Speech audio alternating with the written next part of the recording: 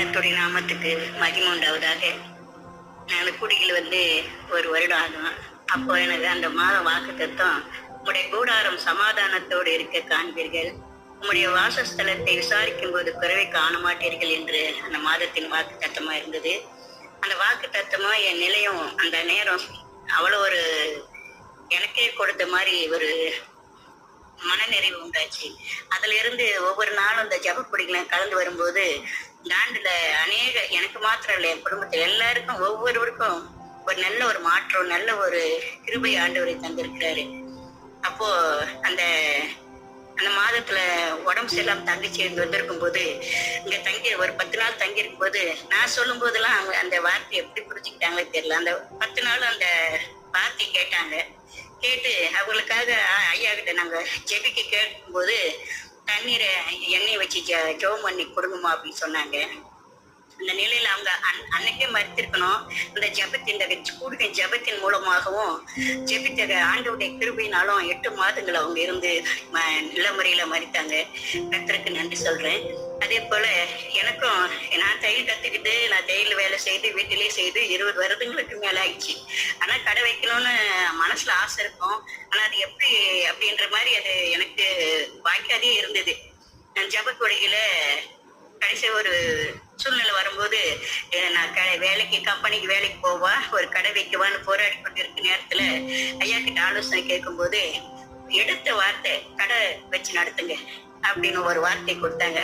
அப்போ ஆண்டவர் ஒரு வாக்கு கொடுத்த மாதிரி அதை நான் எடுத்துக்கிட்டு பார்க்க ஆரம்பிக்கும் போது அந்த நேரத்துல எல்லாமே வாடகை அட்வான்ஸ்ல அதிகமா இருந்தது.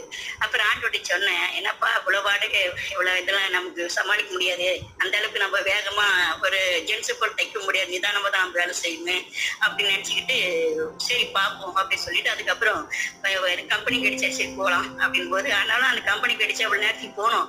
எவ்வளவு நேரத்துக்கு வரும்போது ஜப குடிக்கலாம் நான் சரியா கலந்து அமர்ந்து சத்தியத்தை கேட்க முடியாது, ஆண்டவர்கிட்ட ஜெபிக்க முடியாது அப்படின்னு அதுவும் ஒரு பாரமா இருந்தது. ஆனாலும் ஆண்டவரே நான் கம்பெனிக்கு போவா கடை இருக்குவான்னு ஒரு சித்தத்துல ஒப்பு கொடுக்குறேன். ஆனாலும் அந்த வாரம் அந்த மாதத்துல அந்த வாரத்துல எங்க வீடு இந்த குன்னத்தூர் பகுதிக்கு வர இருக்கிறாங்க. அநேக காரணங்களை முன்கூட்டியே எங்க குடும்பத்துக்காக வார்த்தைகளை சொல்லி ஜெபம் பண்ணாங்க. அது பார்க்கவே கிடையாது, எங்களை பார்க்கல, எங்க இடம் தெரியாது, அத்தனையும் எங்களுக்கு பலிச்சுது, அது வாய்ச்சுது, அது உண்மையாகவே நிறைவேறிச்சு. அப்படி இருக்கும்போது அந்த சமாதானமும் நிறைவாக கிடைச்சிது. ஒரு நல்ல ஒரு மாற்றம் உண்டாச்சு எனக்கு. அதுக்கப்புறம் நான் சொல்லிட்டேன், இந்த பிரேயர் முடிஞ்சு போட்டு அந்த மாதத்துக்குள்ள 1ஆம் தேதிக்குள்ள ஏதோ ஒண்ணு நடக்கும் அப்படின்னு சொல்லிட்டு ஒரு விசுவாசத்தோடு ஆண்டவருக்கு ஒப்பு கொடுக்கும் போது அப்ப தச்சையில அந்த வழியா எப்பயும் போல அந்த வழியா போகும் வருவோம். அந்த கடையை கட்டிட்டு இருந்தாங்களே தவிர அதை நாங்க மனசை பதியாம இருந்தது. சரி திருப்பியும் அதே நேரத்துல அந்த வழியா மகள் போயிட்டு வரும்போது அந்த கடையை பார்த்துட்டு போய் விசாரிக்கும் போது நமக்கு தகுதி 5க்குள்ள இருக்கணும் அப்படின்னு கேட்டேன். 3000க்கு 5000 அட்வான்ஸா 3000 வாடகைன்னும் போது எனக்கு என்ன சொல்லவே தெரியல, எதிர்பார்க்கவே இல்லை. கம்பெனிக்கு போறதுக்கு தான் முடிவா இருந்த போது ஆனாலும் இதுகள் ஒரு தடையா இருக்குது, அப்ப அம்மா ஆராதிக்க முடியாதே அப்படின்னு ஒரு பாரம் இருக்கு. ஆண்டவரா பார்த்து அந்த கடை அற்புதமாக ஐயா அங்க ஜெபிச்சுட்டு போனாங்க. அம்மாவும் ஐயா அற்புதமா அந்த வார்த்தையை சொல்லி ஜெபம் பண்ணிட்டு போனாங்க. அதே போல எதிர்பார்க்காத விதமா அவங்க போயிட்டு அடுத்த நாளே அந்த 2 நாள்லயே அந்த வாய்ப்பு எங்களுக்கு அமைஞ்சுது. இப்போ இந்த மாதம் ஃபர்ஸ்ட் ஒரு மாதம் முடிஞ்சுது. அது ஒரு வாரம் மேல அது லீவும் போட்டிருப்போம் அந்த கடைக்கு சில சூழ்நிலைகள் நிமித்தமா. அதனால கூட நஷ்டப்படாத அளவுக்கு இன்னைக்கு அந்த வாடகை கொடுப்போம், ஆண்டவருக்காக கொடுக்குவோம். கடவுள் கிருபை செய்தார், கடவுளுக்கு நன்றி. அதே போல என் மக வாழ்க்கையில ரொம்ப சோர்வா எந்த பிரச்சனையும் ஏற்றுக்கொள்ள முடியாத அளவுக்கு சோர்வா இருக்கும். அந்த ஜப குழிகளை கலந்த பிறகு அவ எனக்கு ஆலோசனை சொல்ற அளவுக்கு, அவ என்னை பலப்படுத்துற அளவுக்கு எனக்கு அப்படி ஒரு மாற்றம் என் மகளுக்குள்ள. எவ்வளவு சோதனை எவ்வளவு பிரச்சனை வந்தாலும் ஆண்டவர் கரத்துல ஒப்பு, ஆண்டவர் சித்தத்துல கொடுப்போம், அவர் பார்த்துப்பாரு. நம்ம ஜெபிக்கணும், நம்ம இடத்துல குறைய வச்சுக்கிட்டு நம்ம இதை சொல்ல முடியாது அப்படின்ற மாதிரி அவ எனக்கு அந்த அளவுக்கு சொல்ற அளவுக்கு நான் பாடுபட்டாலும் அவ தைரிய சொல்ற அளவுக்கு விசுவாசம் கூடிய நிமித்தமாக. அதே போல என் மகனுக்குள்ள சில நேரத்துல சோர்வு கஷ்டங்கள் நெருக்கடி வரும்போது அந்த சில அவிசுவாசமா வார்த்தைகள்லாம் வரும்.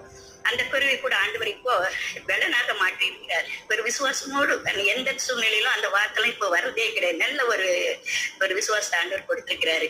மருமக வாழ்க்கையிலும் கூட ஒரு நல்ல ஒரு மாற்றத்தை கொடுத்திருக்கிறாரு.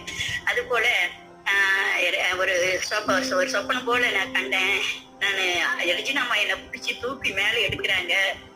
ஆனாலும் திருப்பி நான் வந்து கீழே தான் இருக்கிறேன். அவங்க கையில இருந்து திருப்பி நான் கீழே விழுந்துடுற மாதிரி இருக்குது அப்படின்ற மாதிரி சொன்னாங்க. அப்ப சொன்னேன், நீ அதிகமா ஜெபிக்கணும் அப்படின்னு சொல்லும் போது நான் அதுக்காக நாங்க ஜெபம் பண்ணிக்கிறோம். ஆண்டவரே எங்க குடும்பத்துல ஒவ்வொரு மக்களும் கிரியை செய்கிறார் என்பதை இதன் மூலமாக நாங்க அறிந்து கொண்டோம். இன்னுமாக எங்க சபையில ஒரு மாற்றத்தை கொடுத்திருக்கிறாரு. எங்க சபையில ஒரு நல்ல ஒரு மாற்றம். இது நிமித்தமாக ஆண்டவருக்கு எவ்வளவு நன்றி சொன்னாலும் போதாது. இந்த மாற்றம் இன்னும் அது பெருகணும். இதோட எனக்கு நிக்க கூடாது. எங்களுக்குள்ள ஆண்டவருக்கு சாட்சியா, ஆண்டவருக்கு முன்மாதிரியா இன்னும் அநேகருக்கு பிரயோஜனமா இருக்க கடவுள் கிருபை செய்வாராக. ஆமென்.